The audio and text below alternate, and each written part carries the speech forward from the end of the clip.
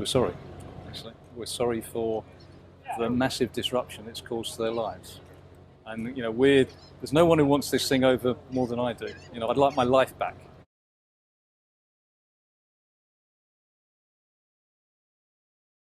It has been an extremely long day. I'm having a hard trouble talking at the moment.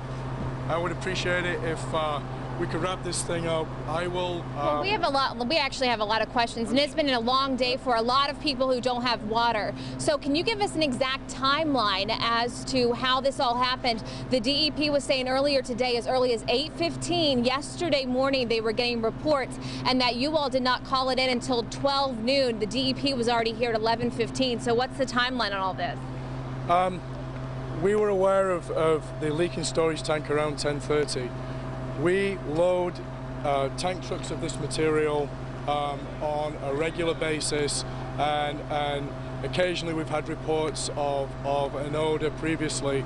So we were first aware of any material being spilled at 10:30 yesterday. Could it have been earlier than yesterday? Because we've also received reports into our newsroom that it was as early as Wednesday, possibly Tuesday. People were starting to take your questions. I'd like to share just a few brief opening comments. All of us at Boeing are deeply sorry for the loss of life in the Ethiopian Airlines Flight 302 and Lion Air Flight 610 accidents. We feel the immense gravity of these events, and we recognize the devastation to the families and friends of the loved ones who have perished. There is nothing more important to us than the safety of the people who fly on our airplanes. Every day, 5.3 million people fly safely on Boeing airplanes. On average, more than 2,900 737 airplanes are in the air with nearly 500,000 passengers on board at any given time.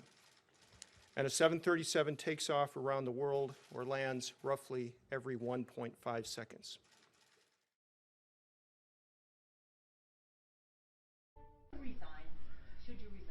Do you know what? I'm not even getting into those conversations. I wake up early in the morning, and let me tell you how I am. I've always been part of a team, and so I'm not a confused person at all. But I tell you the honest to God's truth. I love what I do. I have no. I don't. I've always laughed and told people, if you ever think that there's anybody else that you think can do it better, they should do it. Well, the governor said yesterday. I'm not getting into what I have had no direct conversation with the governor. I can only say that everybody is frustrated. I have had no conversation with the governor throughout the 3 weeks of what has been going on. And I'm not. But he said you're leaving commuters in the lurch, that you're saying one thing and not doing another. Well, you make promises you couldn't deliver. We have made absolutely no. Anybody who would try to make a promise about what Mother Nature was going to wind up doing during this condition, and I don't think anybody would have ever thought, nobody could ever have thought that. That would have been completely foolish for anybody to be thinking that, I'm just saying that absolutely not. How are you going to fix this? Well, let me tell you what we're doing. Exactly what I've told you, I have said throughout this, and I want to make a point particularly about the people that have been working for doggone near three weeks, many of them around the clock. I got a broad back.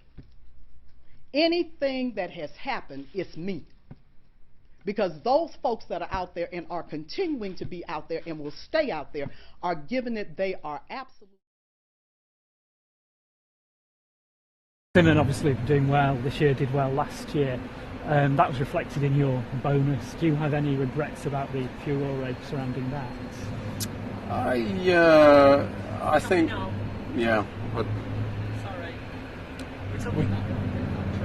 Obviously, the construction of the bricks, follows on from how well Persimmon's doing. So I just thought the two issues were tied together, really. So I'd rather not talk about that. It's been well covered, actually. So you don't want to discuss that today? Are there any lessons to be learned from that? It was the biggest bonus in the country. No. Okay. Right. Fine. I think that's really unfortunate, actually, that you've done that.